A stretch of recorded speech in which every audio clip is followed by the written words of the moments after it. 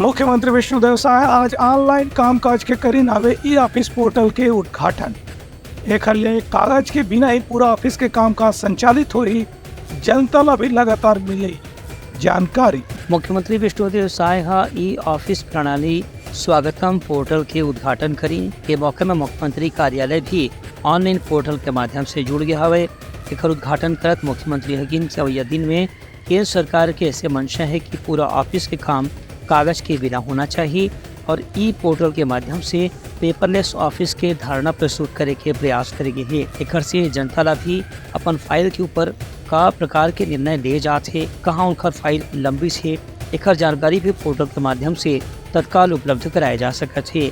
मुख्यमंत्री हकीम के मुख्य सचिव इस संबंध में निर्देश पहले ही जारी कर दे गए हैं कि ऑनलाइन पोर्टल में सरकार के सभी निर्णय के फाइल अनुमोदन करे के बाद उन्हें अपलोड करे जाए। शासकीय कामकाज ला पारदर्शी और ईमानदार बनाए पर साथ में व्यवस्थित करे पर ई ऑफिस प्रणाली एक महत्वपूर्ण कदम साबित हो सकत है। इस मौके में मुख्यमंत्री यकीन कि ई गवर्नेंस और डिजिटल इंडिया ला बढ़ावा देवर सरकार के जो कामकाज है उनमें ई पोर्टल एक बड़ी भूमिका निभा सकत है।